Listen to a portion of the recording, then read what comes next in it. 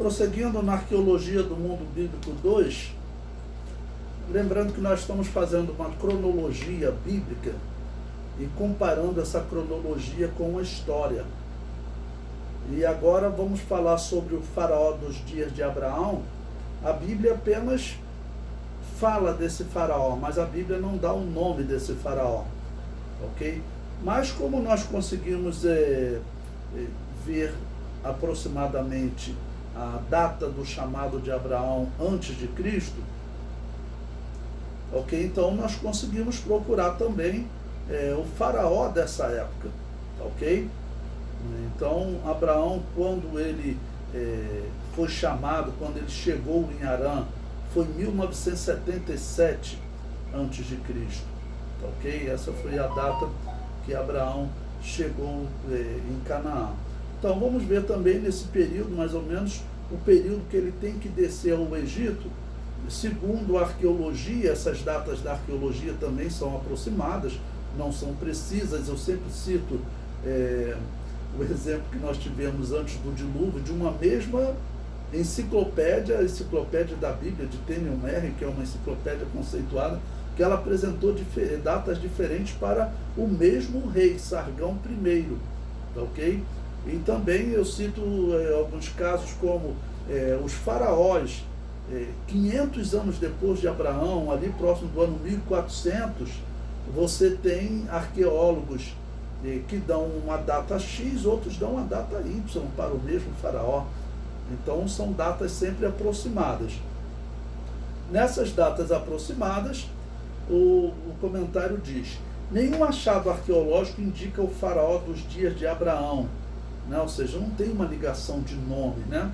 Como Abraão chegou a Canaã próximo do ano 1977 a.C., é possível que o faraó a quem Abraão recorreu devido à fome seja Amenemhat I, que governou o Egito de 1991 a 1962 a.C., ok? Ou seja, a arqueologia ela já encontrou achados contendo o rosto, a imagem, né, desse faraó. E aí eu coloquei aí no item 8 do material didático exatamente um achado, né, do faraó Amenemhat I. Okay? Então, pelas datas aproximadas, esse seria o faraó dos dias de Abraão.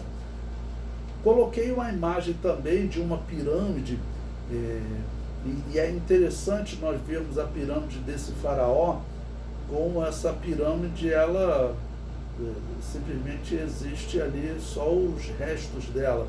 Qual a diferença? As pirâmides antes do dilúvio eram pirâmides de pedras, de blocos, né, gigantescos, muito pesados, e que os especialistas dizem que hoje, mesmo com os recursos de guindaste gigantescos, não teria como construir uma pirâmide daquela no tempo que eles construíram, 20 anos. Então tudo indica que os homens antes do dilúvio realmente eles tinham uma saúde diferente. Quando você parte para depois do dilúvio, então você já encontra uma pirâmide que não era de pedra, não era de granito, eram normalmente de tijolos. E então o tempo acabou desfazendo aqueles tijolos, né? Já a pedra, o tempo não desfaz, ou demora muito mais, né, para desfazer. Eu comento: não sabemos se Amenemhat I é o faraó dos dias de Abraão. Não há como ser preciso quando se trata de eventos datados de 3.800 anos atrás. As informações não eram gravadas em celulares, computadores ou HDs. As informações eram entalhadas em pedras e poucos sabiam escrever. Normalmente quem trabalhava escrevendo trabalhava para os reis, porque nesse período a escrita alfabética ainda não tinha nascido. Então a escrita era muito difícil. A escrita cuneiforme, você precisava conhecer cerca de 1.500 símbolos para você poder escrever uma história. Então escrevia-se para os reis, O cidadão comum, muito mal, ele utilizava, segundo a história, escrita cuneiforme, para ele poder fazer negócio, algum símbolo que ele dizia, olha, estou te entregando 3 ovelhas, aí, quer dizer, a pessoa ficava com aquele pedaço de barro, né, com um símbolo ali indicando 3 ovelhas, depois para a pessoa poder pagar ele aquelas 3 ovelhas. Era usado assim pequenos símbolos para comércio, mas para contar a história de um rei, fosse com a escrita cuneiforme ou com os hieróglifos no Egito. A dificuldade era também grande. Bom, um outro faraó dessa mesma época foi um homem chamado Sesostris I. O filho de Amenemhat I, chamado de Sesostris I, pode ser o faraó dos dias de Abraão. Na cronologia egípcia, Sesostris I governou de 1962 a 1928 a.C. E tem aí, interessante, uma estátua, né, de Sesostris, e aí dá para você ver o rosto. Como eu disse, o trabalho da arqueologia é um trabalho que eu acredito que Deus realmente preservou determinados achados para que agora, em pleno ano de 2022, no século 21, nós conseguíssemos ver o rosto desses homens, né? Ok?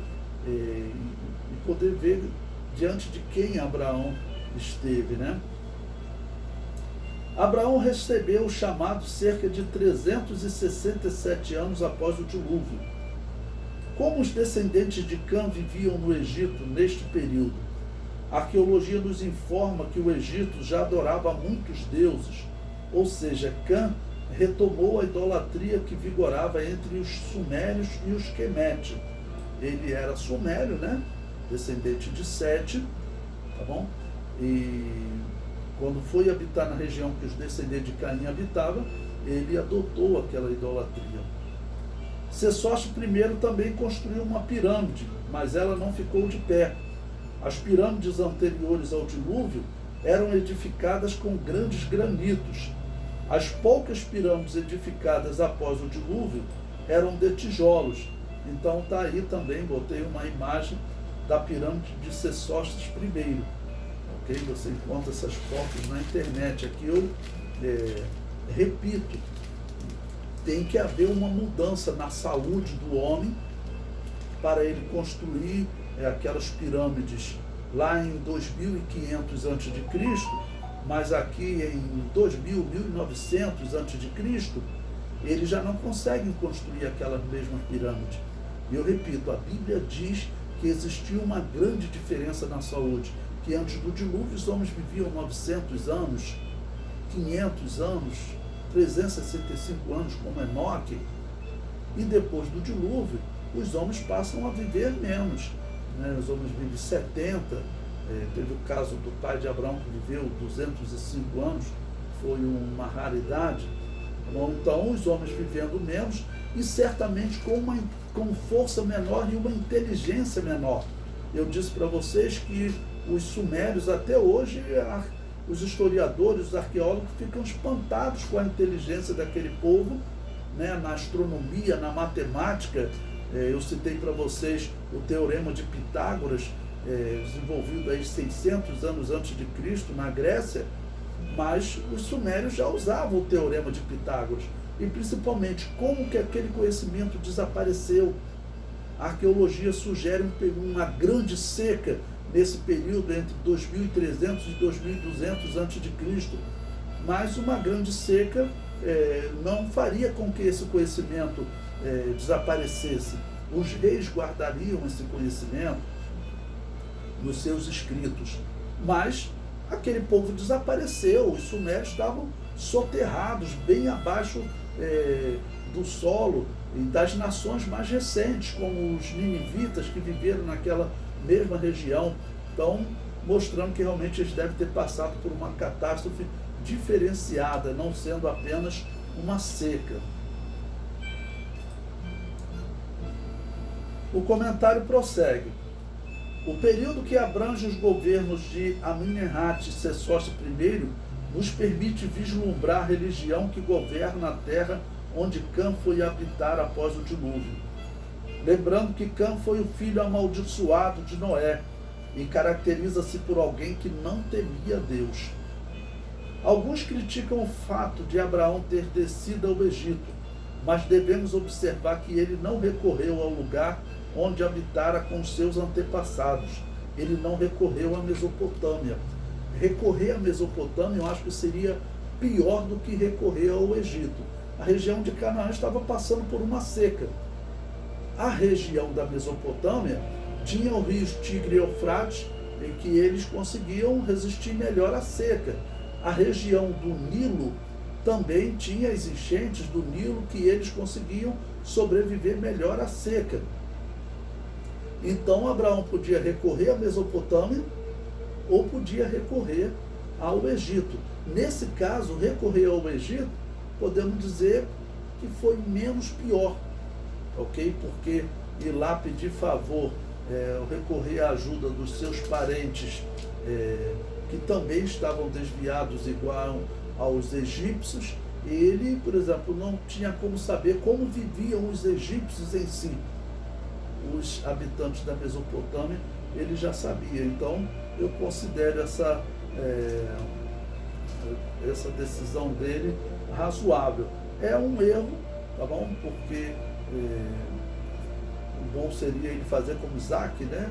Ficar em Canaã, mas podemos dizer que foi algo que Deus permitiu, né, na vida dele.